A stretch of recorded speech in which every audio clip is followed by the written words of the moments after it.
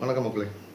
தென்காசி மாவட்டம் நீங்கள் ஒரு சுற்றுலாவுக்கோ இல்லை கோயில்கள் பிரசித்தி பெற்ற கோயில்கள் தரிசனம் செய்வதற்கோ நீங்கள் சென்றாங்கன்னா நீங்கள் மறக்கக்கூடாத ஒரு விஷயம் என்னென்னா அந்த அந்த ஸ்ரீ பத்ரகாளியம்மன் நுப்பாதியம்மன் கோயிலை வந்து சொல்லலாம். சகோதரிகளின் ஆட்சி அங்கே தான் நடக்குது. நுப்பாதியம்மன் பத்ரகாளியம்மனுடைய அன்னையர்களின் ஆட்சி அங்கேன்னு சொல்லலாம். சில ஊருக்கு வந்து சில விஷயங்கள் பெருமையாக இருக்கும், சில சிறப்பாக இருக்கும்.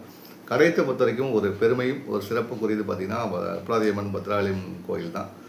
அப்படி என்ன சிறப்பு அப்படின்னு பார்த்தீங்கன்னா, தை மாதம் கொண்டாடக்கூடிய ஒரு விழா தான் இந்த மக்களை வந்து ஒன்றிணைக்கக்கூடிய ஒரு விழாவாக பார்க்கப்படுது. தீபாவளியோ பொங்கலோ இல்லை மற்ற விழாக்களோ வந்து பெரிதாக அங்கே பார்க்க முடியாது. ஆனால் அந்த திருவிழா தை மாதம் வரக்கூடிய அந்த திருவிழா பார்த்திங்கன்னா அந்தளவுக்கு மிகப்பெரிய ஒரு கொண்டாட்டமாக அந்த இருக்கும் கடையத்தில். கீழக்கடையத்தில் இருக்கிற பத்ரகாளியம்மன் சரி, மேலக்கடையில் இருக்கக்கூடிய நுப்பாதியம்மன் சரி, 2 கோயில்களும் சந்திக்கக்கூடிய நிகழ்வு பார்த்திங்கன்னா அவ்வளோ அன்பாக இருக்கும். ஒரு பக்தி பரவசம் ஏற்படுத்தும். பார்க்கும்போதே நமக்கு உங்களெல்லாம் பூரிப்பாகும் அந்த அளவுக்கு இருக்கக்கூடிய ஒரு விஷயமா இருக்குது.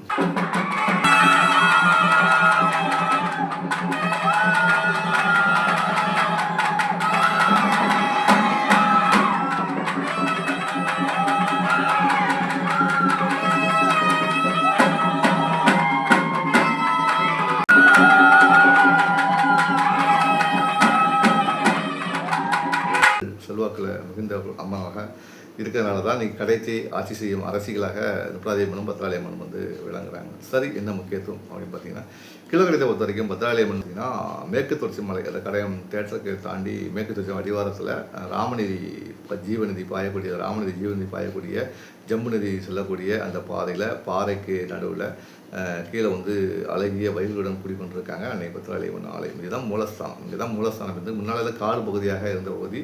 அங்கேருந்து தான் வந்து உற்சவராக பத்ரகாளியம்மன் வந்து ஊருக்குள்ள வந்து வச்சு கும்பிடுவாங்க.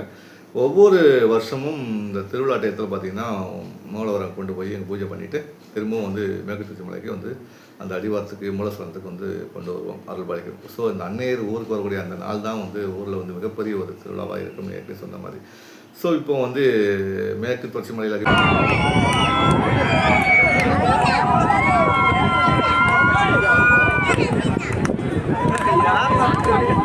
மூலஸ்தானத்தில் பத்ரகாளியம்மன் கோயிலுக்கு வந்து கடைசி செவ்வாய் என்று ஒவ்வொரு வாரமும் வந்து பூஜை செய்வது வழக்கம். முன்னெல்லாம் நாளாக சின்ன படியில் இருக்கும்போது கூட பார்த்திங்கன்னா எங்கள் அம்மாலாம் வந்து அந்த வயல் பரப்பில் அங்கேருந்து கடையத்தில் வந்து யூனியன் வழியாக வந்து வயல் பரப்பு வழியாக கூட்டு வருவாங்க. எல்லா லேடிஸும் எல்லா பெண்களும் சரி வருவாங்க, ஆண்களும் வந்து சாதிக்கெல்லாம் வந்துடுவாங்க. அந்த கடைசிவா வந்து பார்த்திங்கன்னா ஒரு மினி திருவிழா மாதிரியே இருக்கும். ஆனால் அவ்வளோ கூட்டம் இருக்கும். அன்னதானங்கிறது இப்போ பண்ணுற நிறைய கோயிலில் பண்ணுறாங்க இல்லையா. ஆனால் அப்போவுமே அன்னதானத்தை வந்து வலியுறுத்துறது கீழக்கடை பத்ரகாளியம்மன் நான் சொல்லுவேன். ஏன்னா அப்படின்னா பார்த்திங்கன்னா அந்த கோயிலில் வந்து கொடுக்கக்கூடிய ஒரு பிரசாதம் வந்து பார்த்திங்கன்னா புளியோதரை. அந்த புளியோதரைக்கு கிடைக்கிற மவுசு வந்து தெரிஞ்சு எதுவுமே கிடையாது. நான் ருசி சாப்பிட்ட ஒரு பிரசாதம்னா பத்ரகாளியம்மன் கோயிலுடைய அந்த புளியோதரை தான். அந்த புளியோதரைக்காண்டி நாங்கள் வெயிட் பண்ணுவோம். எப்படின்னா வந்து வீட்டில் கூட நம்ம வந்து புளியோதரை பண்ணி பார்த்துருப்போம், கடையில் சாப்பிட்ருப்போம். அந்த டேஸ்ட்டு இருக்காது. அங்கே இருந்ததில்ல அந்த டேஸ்ட்டுக்கு மகிமை தெரிஞ்சு எதுவுமே கிடையாது. இப்போ வரைக்கும் அந்த பத்ரகாளியம்மனுடைய அந்த பிரசாதம் நினைவில் இருக்குது. காலப்போக்கில் நிறைய விஷயங்கள் மாறினாலும் அன்னதானமாக நீ உருவெடுத்து இன்றைக்கி தனிப்பட்ட முறையில் நிறைய பேர் வந்து அம்மனுக்கு அன்னதானம் பண்ணுறக்கூடிய சூழல் இருக்குது. இந்து சமயத்துறை சார்பிலையும் அன்னதானம் பண்ணிகிட்டு இருக்காங்க. ஸோ வரவர்கள் வந்து அன்னையை பார்க்குறவங்க வந்து பசியோடு போகக்கூடாதுங்காண்டி இப்போ நிறைய விஷயங்கள் பண்ணிகிட்டு இருக்காங்க. சாப்பிட்டுலாம் போகணும் அப்படிங்கும் போது. ஸோ அன்னையை பார்க்க வந்தால் நீ வயிறு நிறைஞ்சால் போகணும். வயிறு மட்டுமல்ல உங்கள் மனமும் நிறைய அளவுக்கு தான் பத்ரகாளியம்மன் அன்னைக்கு வந்து எல்லாத்தையும் அருள் பாலிச்சுட்டான்னு சொல்லலாம். பல விஷயங்கள் வந்து முரண்பட்டாலும் வேறுபட்டாலும் வந்து மக்கள் வந்து அந்த தை மாதம் கூடக்கூடிய விழாவில் வந்து எல்லாம் ஒன்றுபட்டாலும் நிற்பாங்க. ஏன்னா அன்னைக்கு ஒருவருக்காக அன்னைங்கிறதே வந்து முரண்பாடு உள்ள குழந்தைகளை வந்து ஒன்று சேர்க்குறது தானே அன்னை இல்லையா. விஷயங்கள் நம்ம வந்து சொல்ல முடியாது. ஏன்னா அது உணர்வுபூர்வமான விஷயம். நீங்கள் வந்து அம்மனை பார்த்து அம்மனை வணங்கும் போது பல விஷயங்கள் வந்து உங்களுக்கு வந்து தெளிவுபடும், மனசு நிம்மதி கிடைக்கும். நீங்கள் வேண்டிய விஷயம் வந்து நிறைவேறும். மறுபடியும் நீங்கள் அம்மனை தேடி வருவீங்க, அந்த அம்மாவை தேடி வருவீங்க, பத்ரகாளியம்மனை தேடி வருவீங்க.